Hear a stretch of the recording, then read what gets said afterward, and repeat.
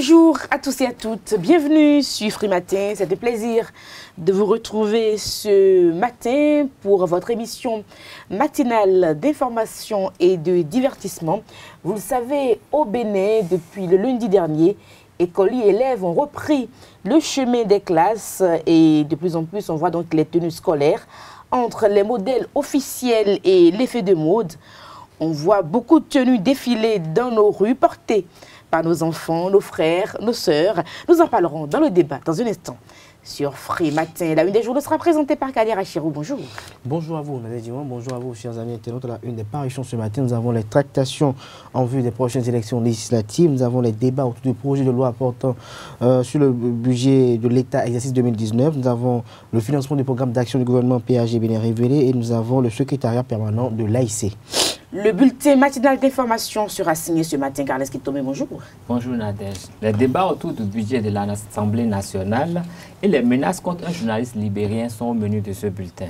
Les sports assurent également sur Free Matin avec l'Arios Adjak-Beno, l'horoscope du jour si tout va bien. Et puis, évidemment, le grand moment sur Free Matin, le débat. Bienvenue, bonjour. Voici la une des parutions du jour. Bonjour à nouveau, chers amis internautes. Nous démarrons par le matinal qui titre ce matin mon chef de regroupement politique autour du chef de l'État.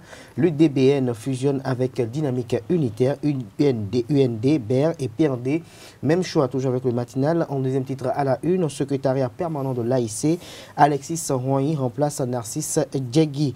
Restons à la une de le matinal, financement public du PAG. 3115 milliards 600 millions de francs CFA déjà mobilisés. Nous passons à l'économiste qui parle également du financement du programme d'action du gouvernement du président Patrice Talon intitulé Bénin révélé. Déjà 3115 milliards 600 millions de francs CFA déjà mobilisés. Et toujours la une de l'économiste ce matin, construction de logements sociaux et économiques. La boîte met 20 milliards de francs CFA à la disposition du Bénin. Libération, promotion et développement des micro, petites et moyennes entreprises vers l'adoption d'une loi pour booster l'émergence de jeunes entreprises. Contrôle de constitutionnalité du nouveau code électoral. La Cour constitutionnelle rend son verdict ce jour. Nous restons avec Libération, lutte contre la criminalité phonique. 14 trafiquants de défense d'éléphants arrêtés pour trafic. Le Télégramme, construction des logements sociaux, la BOAD apporte un puissant appui à Patrice Talon. Mutation à la police républicaine à découvrir dans les colonnes du journal aux pages 2, 5, 6, 7, 8 et 11 le nom des agents de police concernés. Nous passons au quotidien national d'information à présent. Examen du projet du budget du Parlement 2019. Débat houleux à l'hémicycle. Les raisons sont à découvrir à la page 3 de la parution du jour du Cana et concertation entre le gouvernement et les partenaires techniques et financiers.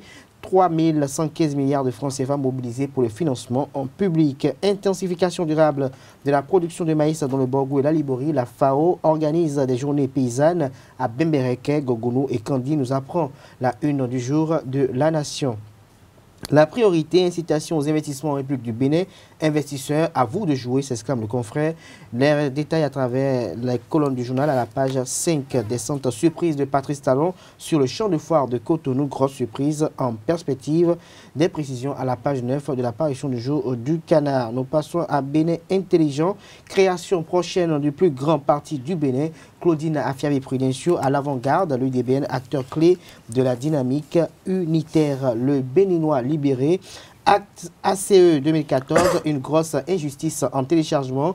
Pour en rajouter au problème d'image de Talon, Wadaï appelé à sauver les 231 familles. Nous restons avec le Béninois libéré. Assemblée nationale, l'avant-projet du budget 2019 divise les députés. Communication, la tarification de tous les dangers. Le message de Léali Soglo, Mitokwe qui interpelle le gouvernement et qui concerne même Patrice Talon. Un dossier que vous propose la parution du jour de le Béninois libéré. Le potentiel pour finir ce matin, micro, petites et moyennes entreprises. Bientôt des lois pour faciliter la vie aux entreprises. Le gouvernement a décidé à accompagner l'initiative privée et naissance imminente du plus grand parti politique du Bénin, Claudine Afiavi-Prudencio et l'UDBN, en précurseur de première heure, la preuve de soutien sans faille à Patrice Talon. Merci à vous, Kader Achirou, pour la présentation de cette une des journaux. Les quotidiens béninois sont disponibles dans les kiosques. Vous les avez au prix de 300 francs CFA. Vous les avez également en ligne. Nous passons au bulletin matinal d'information pour faire le tour de l'actualité d'ici et d'ailleurs. Chers amis internautes, bonjour et bienvenue à ce bulletin d'information. Le projet de budget exercice 2019 de l'Assemblée nationale soulève la colère des députés. D'un montant de près de 28 milliards de francs CFA, il connaît une augmentation de 99,11% comparativement à celui de l'année dernière. Il s'agit d'un budget de transition entre la 7e et la 8e législature qui permettra de faire face, outre les charges ordinaires, de payer les primes de sevrage pendant 3 mois des députés non réélus, d'installer les 83 députés de la nouvelle législature, de faire face aux charges du personnel occasionnel, de renforcer les crédits pour l'animation des réseaux des députés et de bien d'autres charges, a dû expliquer le premier questeur Valentin Aditi Khoudé, assisté de son adjoint et des cadres de la questure. Certains de ces arguments ont été balayés du revers de la main par le président de la Commission des finances, le député Raphaël Akoteyon, condamnant notamment le fait que le projet de budget soumis au Parlement ne donne aucune marge de manœuvre pour les missions parlementaires à l'extérieur du pays. Invité sur Esaü TV, le vice-président du bureau exécutif du Conseil sectoriel pour le dialogue social du ministère des enseignements secondaires techniques et de la formation professionnelle, Richard Komlan Arwansou, a donné sa lecture des engagements pris par le gouvernement béninois pour assurer une année scolaire apaisée. Il estime qu'il reste beaucoup à faire pour l'atteinte de cet objectif. On l'écoute. Celui qui a parlé de rentrée patriotique n'a pas menti, parce que les montants qui ont été annoncés par le gouvernement, je pense que il n'est pas bien de déplacer les problèmes. Les primes de rentrée qui ont été payées aux enseignants sont des dus de l'année scolaire écoulée. Ces primes sont des primes annuelles. Et lorsqu'on parle de milliards, combien reviennent à un enseignant? Ça ne dépasse pas 109 000 par enseignant et par an. Ce sont les primes du travail effectué au cours d'une année scolaire N-1. Et c'est à l'année scolaire suivante que ces primes sont payées. Okay. Donc, ce n'est pas une même des préoccupations qui ont emmené les enseignants en grève. Les universités béninoises se préparent à effectuer leur rentrée. Les petits plats sont en train d'être mis dans l'écran pour garantir aux étudiants une belle rentrée. Si dans certaines universités, les cours ont démarré pour les étudiants de première et deuxième année, ailleurs, l'heure reste aux préparatifs. La rumeur est comme un vice qui s'empare peu à peu de la société. Cette gangrène dont personne ne connaît ni la source, ni à qui elle profite, ronge quotidiennement. Sur les réseaux sociaux, les utilisateurs se réfugient derrière la mention « lu pour vous ». Ainsi, ils arrivent à diffuser davantage des fausses informations. Une équipe de nos rédactions s'est intéressée à ce phénomène qui prend de l'ampleur. Pour en savoir plus, suivons ce reportage de Jacques Maouillon d'Almenda. Les rumeurs les plus folles courent très souvent à propos d'événements marquants sur les personnes qui sont sous les feux des projecteurs. La rumeur est partout dans le monde et peut parfois faire le tour des médias très rapidement. Au Bénin, de bouche à oreille, elle peut se répandre très vite et peut avoir un pouvoir dévastateur. Une des dernières rumeurs au Bénin et qui a fait le tour de la toile est celle des cybercriminels. La rumeur est un fait de société que l'on rencontre dans les sociétés où les autorités administratives, bien celui qui porte la voix officielle, refuse de parler. Quand un problème se pose dans la société, que la population n'a pas une version officielle, il y a des individus qui lancent dans la masse une certaine rumeur, qu'on appelle en anglais les fake news. Et il revient à l'État, il revient à l'autorité de prendre la parole et de confirmer ou d'infirmer cette information. Mais quand l'autorité refuse de prendre la parole et de donner la version officielle des faits, la rumeur prend de l'ampleur. Donc c'est une forme de communication qui vient combler un vide que les populations ressentent quand il y a un problème. C'est comme ce qui se passe actuellement par rapport à la situation des Gaïmènes. Vous voyez, on a eu des vidéos de la part de nos frères togolais qui montrent qu'il y a des Béninois qui ont été brûlés, il y a des Béninois qu'on a surpris en train de voler des enfants. Mais depuis que le directeur général de la police républicaine est monté au créneau pour expliquer en réalité ce qui se passe, vous avez vu que les rumeurs ont diminué. Donc c'est pour dire au gouverneur que si on ne veut pas que la rumeur prenne de l'ampleur, il faut que chaque fois qu'il y a un problème, que l'on monte au créneau pour situer les populations. Parce que les populations ne sont pas tous alphabétisées, elles ne sont pas allées à l'école. Donc il y a de ces malins esprits-là qui en profitent pour manipuler les populations, pour les pousser à la révolte. La rumeur est bolémique et a tendance à se nourrir et s'enrichir de tout ce qui se passe à côté. Une rumeur, vous voyez, c'est pour considérer ça un peu comme une boule. Vous voyez, quand une boule roule, ça ramasse tout ce qui est sur son passage et ça s'enrichit de ça. Donc ça s'actualise à travers ça. Et c'est le même fonctionnement avec la rumeur. Donc c'est comme une boulimie. Ça évolue comme ça et ça s'enrichit de faits nouveaux jusqu'à atteindre son destinataire. C'est du colpotage. On colpote l'information pour un objectif déterminé. D'accord? Donc ça a un but. Et le contenu du message aussi, c'est-à-dire on met un contenu à dessein dans l'optique de faire passer un message autre peut-être que ce qui est. Sur les réseaux sociaux, la rumeur circule de plus en plus et on a du mal à cerner leurs sources exactes. En général, personne ne sait qui sont les auteurs de la rumeur et à qui elle profite. La rumeur n'est jamais innocente. Il y a toujours quelqu'un qui a entendu quelque chose, mais qui n'a pas tous les détails. Donc il envoie dans la masse une rumeur pour avoir le reste de l'information, pour confirmer cette dit. Donc, parfois, nous participons tous à confirmer la rumeur. De toute façon, les rumeurs, pour moi, c'est une bonne chose. Parce que c'est des rumeurs qui sortent finalement la vérité. Et souvent, les gens disent que quand il y a une rumeur, c'est que derrière, il y a quelque chose qui se cache quand même. Est-ce que vous voyez?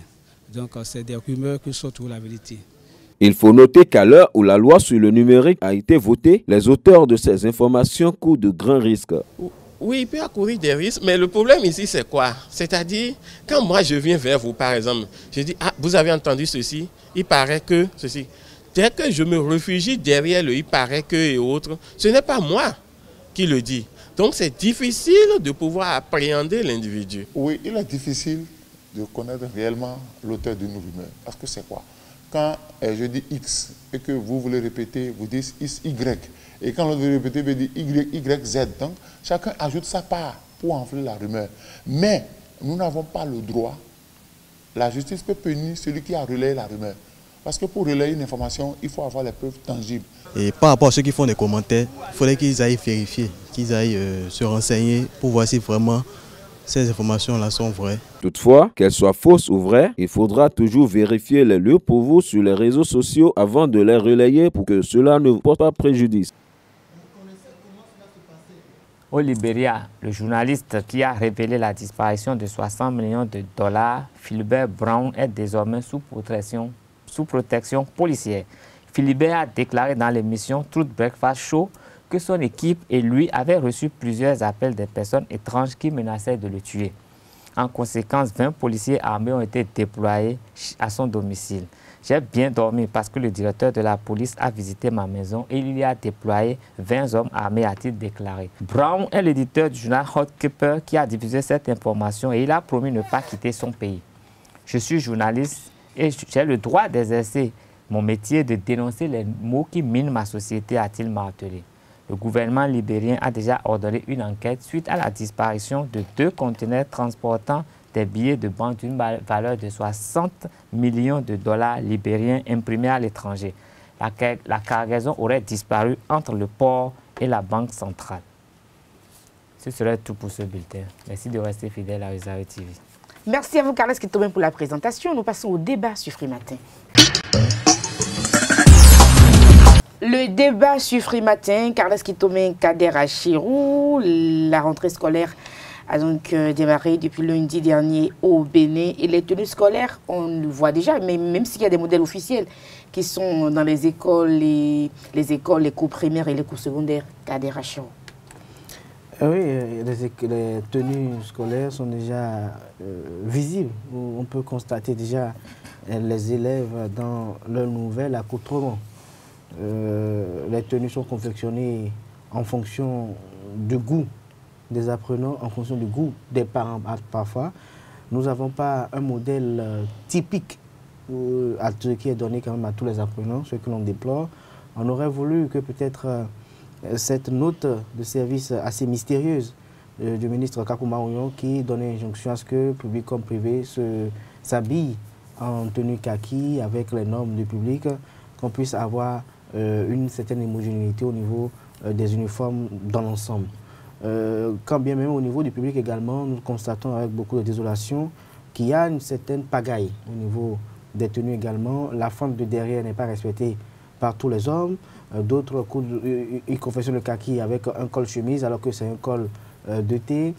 D'autres arrivent peut-être à coudre la culotte qui descend au-delà du genou, une culotte 3/4 alors que la culotte doit être au niveau du genou. Les femmes, là-bas, c'est la totale. On coud des tenues, on dirait, des collants qui laissent entrevoir même, qui vous laissent deviner les dessous qui sont mis en dessous de ces robes ou de ces jupes. Vous avez des tenues qui exposent l'incipit de ces femmes. Vous avez les bagages pectoraux qui vous donnent peut-être une envie irrésistible, peut-être de pouvoir interpeller cette dernière. À tel enseigne qu'à des moments donnés, je comprends pourquoi parfois certains enseignants sont soumis à la tentation. Et je pense que dans cette volonté manifeste de vouloir pallier à certaines choses, il est important que le gouvernement puisse se pencher sur la question, que le gouvernement puisse peut-être cette année déjà on a déjà raté le coche, mais que les années à venir on puisse sortir un modèle typique pour toutes les écoles. On peut demander aux écoles que si elles ne veulent peut-être pas être toutes en kaki, on puisse dire vous êtes avec votre tenue carolée, mais voilà ce que les garçons vont coudre, voilà ce que les femmes vont coudre, pour que véritablement on puisse voiler un peu les choses et qu'on puisse savoir véritablement qu'on est venu à un lieu de savoir et non à un lieu de mode. Parce que quand vous voyez certains uniformes, parfois vous vous demandez si c'est vraiment une tenue d'apprentissage ou bien c'est une tenue de sortie ou bien une tenue de soirée. Le comble est aussi constaté au niveau des universités. Je pense que dans 2 semaines, quand elles aussi feront leur entrée, je pense que là, c'est totalement la débandade, la dépravation. Avec, je me rappelle encore l'année passée avec des jupes qui sont au-dessus, juste en dessous des fesses déjà, à tel enseigne que dès qu'il y a un petit vent qui souffle, vous avez l'envie de vouloir voir si le vent ne vous permet pas de voir ce qui n'était pas permis de voir. Et ça, il faut aussi vous positionner pour voir au cas où le vent fera c'est un acte réflexe de tout homme normal. De tout homme normal, dès qu'il voit comme une femme en face, dès qu'il y a un coup de vent, l'acte réflexe, c'est de voir un peu ce qui se passe. On peut voir et après déplorer d'avoir vu. Mais il faut tenter de voir d'abord. Donc je pense qu'au niveau des universités aussi, avec la vague de réformes qui ont été faites aussi, je pense qu'il faut aussi qu'on essaie de réglementer un peu les choses pour ne pas que les uns et les autres tombent dans des travers certes qui sont humains, mais qu'on pourrait éviter pour le bonheur de ces apprenants, pour le bonheur de ces étudiants, mais aussi pour la crédibilité aussi de notre système éducatif, parce qu'il en va de soi. Alors, Carles, il en va de quoi? Il en va de notre intérêt. Il en va de notre intérêt. Carles Kitome, il faut dire que les choses changent quand même au Bénin. On a vu qu'il y a une amélioration par rapport aux années antérieures lorsqu'on parle des modèles des filles, parce que c'est là que se pose le problème un tout petit peu. Je dois avouer que bon, pour cette rentrée, moi, je n'ai pas eu l'occasion de voir tout ce que mon vis-à-vis a vu, dans la mesure où j'ai l'impression que les gens se sont un peu corrigés, ce qui a fait qu'on ne remarque pas trop de tenues excentriques, trop de tenues qui attirent trop le regard. C'est sûr qu'il y en a toujours, mais plusieurs ont quand même essayé de se conformer à la nouvelle directive qui est donnée, ce qui fait que ce n'est plus aussi perceptible que par le passé. Et ce que moi j'ai noté par contre, c'est qu'il existe des écoles privées qui cette année ont décidé de faire porter la tenue kaki à leurs apprenants parce qu'ils ont estimé que cette décision sur laquelle il y a eu un rétropédalage, que cette décision reviendrait. Et donc, en prévision de cela, ils ont déjà demandé aux parents d'élèves de confectionner des tenues kaki pour leurs enfants. C'est vrai que certains parents avaient déjà fait les tenues, confectionné les tenues que ces écoles ont l'habitude d'exiger aux enfants, mais ils sont revenus pour se conformer à la norme et je pense que progressivement, les choses vont se réguler. Et je parie également que dans toutes les écoles, à partir de ce communiqué qui est venu, même si après il est parti, ce communiqué doit avoir des indications qui vont obliger les responsables des écoles publiques comme privées à être un peu plus regardants sur l'habillement des apprenants dont ils ont la charge. Et je crois que c'est pour le bonheur de tout le monde. Mais pour ce que je sais, ailleurs, Il y a des écoles qui portent la tenue kaki. Et la tenue kaki, c'est toujours un ensemble kaki avec un modèle officiel qui existe. Et là où ce n'est pas la tenue kaki, les gens ont peut-être une autre chemise et puis un pantalon. Mais on exige aux gens d'enfoncer le pantalon, d'avoir une tenue correcte. Mieux, il y a des écoles où on exige aux enfants de ne pas venir à l'école en tapette, d'avoir des chaussures fermées ou des nu-pieds, ce qui permet, quand vous êtes dans un pays anglophone, les enfants, déjà dès la maternelle, portent une cravate. Et ils sont obligés d'enfoncer leur chemise dans leur culotte, quelle que soit la couleur, et de porter la cravate, de porter des chaussures fermées qui protègent leurs pieds en fait. Donc il y a beaucoup de dispositions qui sont prises. Et je crois que progressivement, nous pourrons aller faire ça aussi. Parce que quand les enfants vont à l'école en tapette, des fois ils pètent des tapettes, des fois ils rentrent en tapette, et ça peut s'enlever, ils peuvent se blesser en heurtant quelque chose. Alors que c'est nos bouts de chou, c'est nos trésors, c'est l'avenir de demain. Nous avons le devoir de les protéger.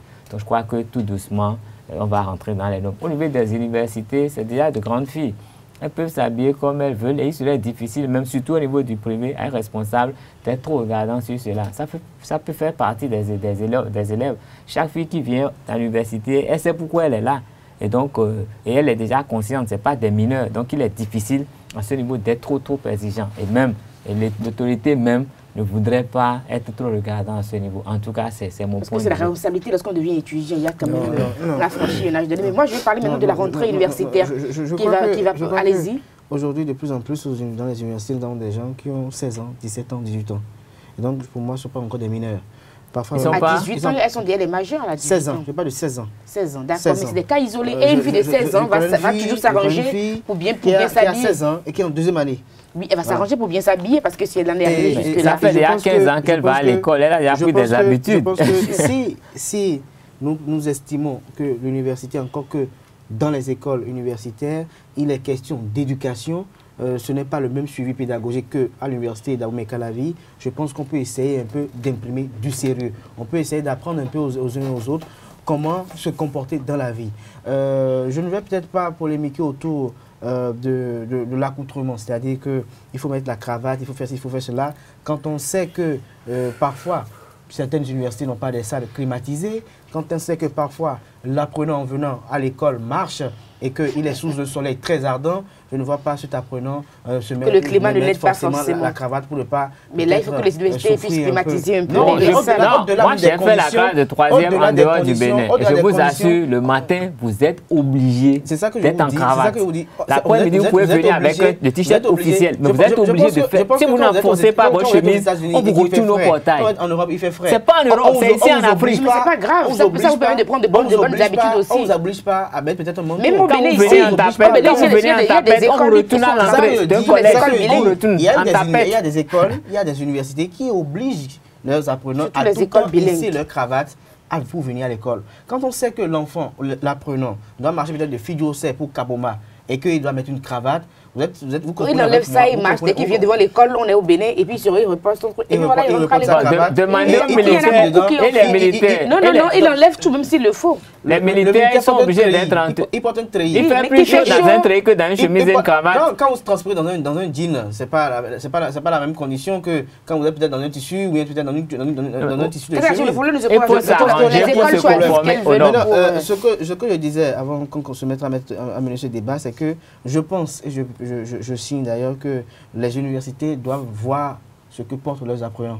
Et leurs apprenantes surtout, parce que je crois qu'il y a des désordres là. Et je n'accepte pas qu'on dise que parce qu'on est à l'université, tout est permis, on peut faire ci, on peut faire cela. Non, à l'université privée, qu'est-ce qu'ils vont faire aux étudiants qui ont déjà un certain âge privée, on parle de suivi, et les parents, pour la plupart du temps, quand ils viennent inscrire... Si vous suivez bien votre école, votre enfant à l'école, ce qui est chez l'université, il va prendre le bon pied. Je pense que pour la plupart du temps, quand vous inscrivez à l'UAC, on ne vient pas voir un préfet de discipline, on ne vient pas voir un censeur ou peut-être un DE pour vous dire, ma fille, il faut voir ce qu'ici, il faut voir cela, il faut voir cela. On ne vient pas voir un patron pour dire cela. Mais dans l'université privée, on suit la fille à la lettre. On veut savoir ce qu'elle fait parce qu'on veut. Est-ce qu'on peut suivre une fille à la lettre lorsqu'elle a déjà franchi je pense que ce n'est pas un suivi en ce qui concerne peut-être ses relations coquines et autres. Non, c'est un suivi en ce qui concerne l'éducation et tout ça. Et donc, je pense que quand on permet de pouvoir mettre des choses qui peut peut-être troubler la quiétude de l'enseignant. Vous voyez un peu? À l'université universitaire, sa quiétude peut être également troublée. Je pense que ce que je dis, et je vais encore le préciser. Lorsqu'il va voyager pour aller enseigner ailleurs, on peut s'habiller sexy. Comme dans des pays comme la Côte d'Ivoire. On peut s'habiller sexy. On peut s'habiller sexy sans quand même troubler la quiétude. Mais il y a cette tenue en fait qui laisse entrevoir tout. Pourquoi vous voulez laisser votre quiétude être troublée? Pourquoi vous voulez? Je pense qu'il est fait de chair, cet enseignant aussi. Il est fait de chair comme vous. Il est un homme normal qui doit avoir des attitudes normales. Merci, c'était le débat sur Free Matin. Nous passons à l'horoscope du jour et au sport. Les sports sur Free Matin dans un instant avec vous. Larion Sadiaboueno, bonjour. Bonjour Nadège. Et puis Ruth Sodeji, l'horoscope du jour. Bonjour. Nous sommes vendredi. Vraiment. C'est le jour qui annonce un bon week-end. Vraiment, très bon Partout dans le monde, hein, un bon week-end pour tout le monde. Oui. Nous passons donc au sport, football, démarrage du championnat national. Après 9 mois de pause, les footballeurs béninois reprennent le chemin des stades. Le samedi 29 septembre prochain, en ouverture de la saison, les amoureux du cuiron vont assister à un choc entre les Buffles du Borgou et l'association sportive du port autonome de Cotonou, ASPAC. Exactement, Nadège. C'est l'information principale que l'on peut retenir de l'intervention du secrétaire général par intérim de la Fédération béninoise de football, Claude Paquet, sur la radio nationale. Et depuis, comme vous l'avez dit, depuis le 24 décembre 2017, les clubs béninois sont au repos. Et aujourd'hui, ou dans une semaine, ces clubs vont sortir de leur hibernation, comme l'a promis le président de la Fédération béninoise de football, Mathurin Deschacus, lors de sa prise de service fin août dernier. Et selon des sources proches de la Fédération béninoise de football, les autres affiches de la première journée vont se dérouler les 6 et 7 octobre.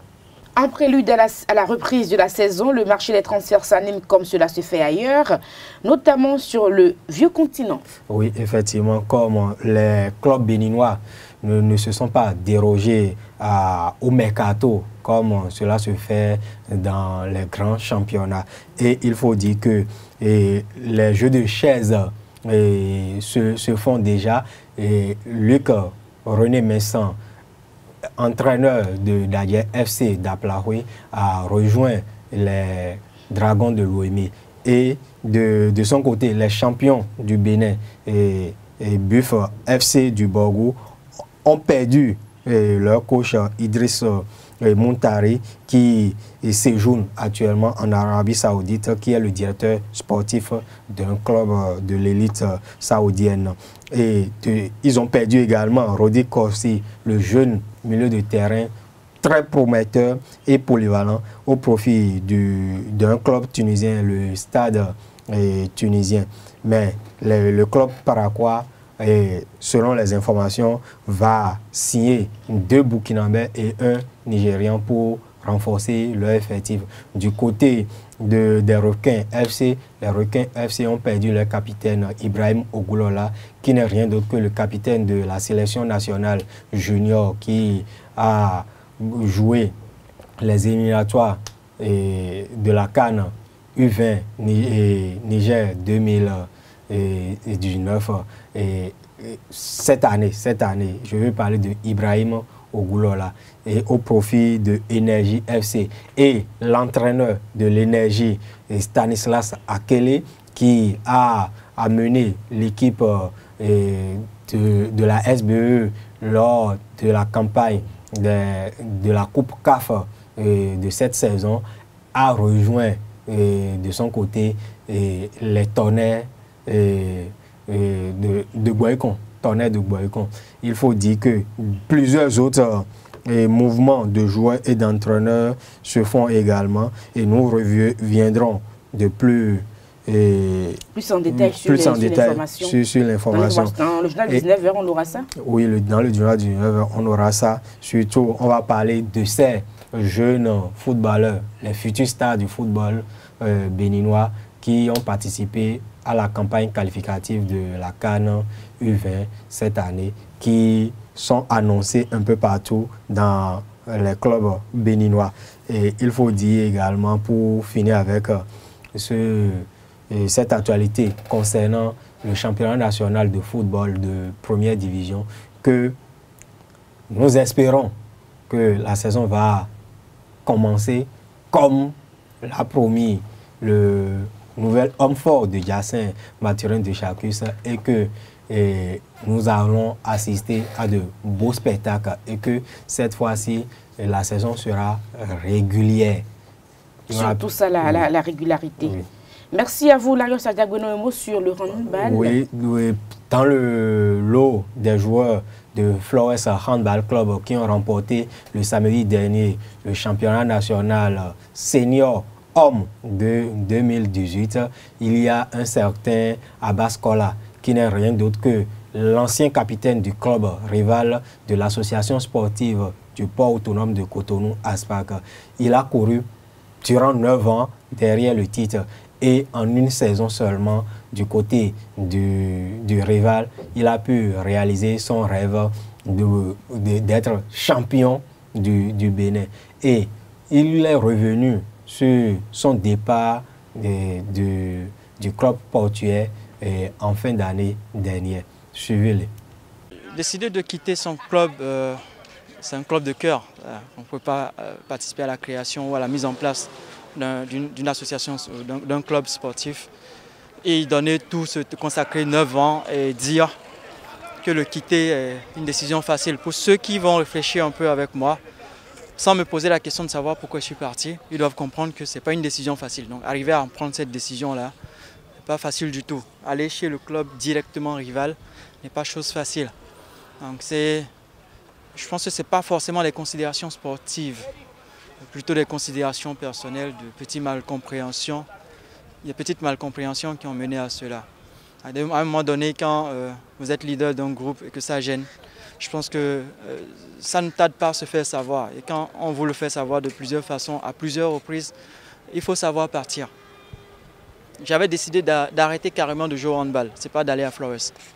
Donc lorsque le manager de Flores et le vice-capitaine m'ont approché pour me demander si la décision était réelle, qu'ils ont appris que j'ai décidé d'arrêter.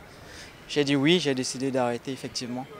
Ils m'ont dit ce n'est pas un secret de polichinelle qu'on aurait souhaité que tu viennes faire une expérience avec nous, mais tu étais un élément essentiel de ASPAC, un des pionniers de ASPAC, donc de sortie de ASPAC allait peut-être mettre à mal la compétition entre vous et nous. Cependant, puisque tu en es arrivé à prendre la décision, nous te proposons de venir faire juste une expérience. Cependant, c'est à toi de prendre la décision. Je pense que bien que le courant ne se passait pas à 100% avec mon staff technique, j'ai pris le temps de prendre des informations et d'échanger avec eux, notamment de façon unilatérale, puisque juste après leur départ le lendemain, j'ai écrit à mon staff pour demander si je devais déposer une lettre de démission, à qui je devais l'adresser, notamment à mon manager. Donc il m'a dit que ça devait être au président et pas à lui. Donc derrière, il n'y a pas une question de savoir pourquoi tu veux partir, pourquoi il y a une intention, il y a quelque chose qui ne va pas. Je suppose que bon, si c'est une décision pareille qui vient, elle est la bienvenue. En plus, j'ai attendu 3 semaines après, il n'y avait rien. Personne ne m'a approché, personne ne m'a rien demandé. Je suppose que ton départ est sans intérêt. Donc quand c'est comme ça, et à une réunion publique au port devant le staff et les coéquipiers, je l'ai annoncé que je voudrais partir. Juste après, ce n'est que lorsqu'on a reçu la lettre de démission qu'on décide de faire le pas. Je pense que même si vous étiez à ma place, vous allez vous demander si c'est une considération, me dire on a encore besoin de toi cette saison. C'est dit que comme d'habitude, le jour n'aura plus besoin de toi, on pourra te remercier, voilà quoi, ça suffit. Donc quand vous êtes avec des gens qui à un moment donné ne veulent plus vous reconnaître votre valeur et que d'autres vous disent que vous avez encore un minimum de choses à faire avec eux, allez-y, peut-être que ça leur permettra de savoir qu'ils ont laissé partir quelqu'un. Donc je suis parti avec beaucoup de chagrin.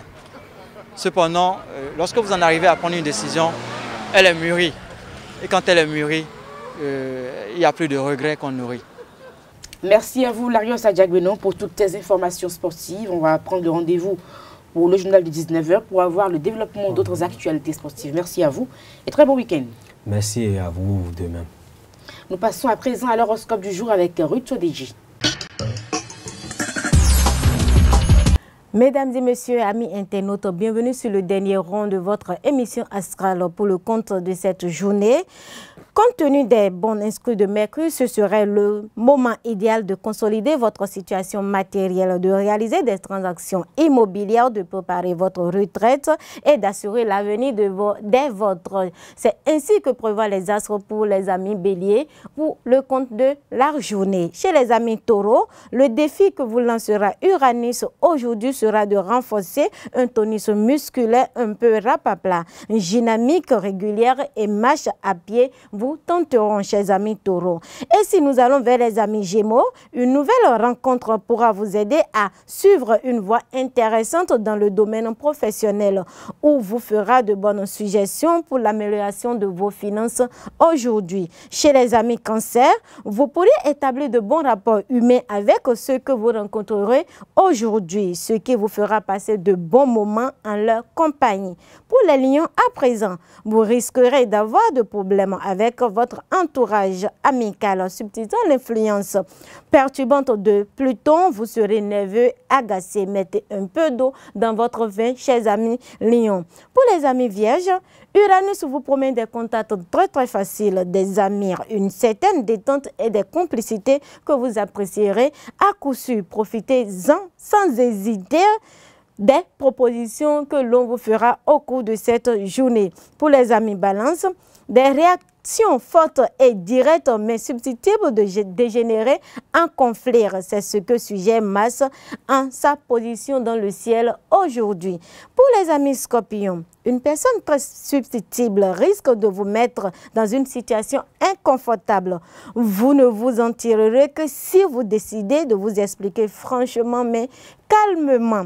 Pour les amis sagittaires, journée détendue sous les auspices d'Uranus, vous vous sentirez à l'aise partout en vous adaptant facilement à toute situation. Pour les amis capricornes, il pourrait vous arriver aujourd'hui de perdre le sens de la réalité, de vous exposer à des déceptions. Essayez d'avoir une vision plus juste des gens et des choses. Pour les amis Verseaux, grâce aux excellents influx lunaires, vous saurez lutter avec d'efficacité contre votre suggestibilité naturelle. Pour les amis Poissons, pour mettre un thème à la prévision de ce jour, vous aurez tout intérêt à élargir le cercle de vos relations amicales, sociales et professionnelles. Acceptez donc les invitations, les sorties qui pourront beaucoup vous apporter au cours de cette journée. Mesdames et messieurs, amis internautes, ce fut un grand plaisir de vous avoir servi. Passez un très bon week-end en compagnie de nos programmes sur Esaü TV. Merci à tous et à toutes pour l'attention. Portez-vous bien. Agréable week-end en compagnie de nos programmes. À lundi prochain pour un nouveau numéro de Frais Matin. Portez-vous bien. Au revoir.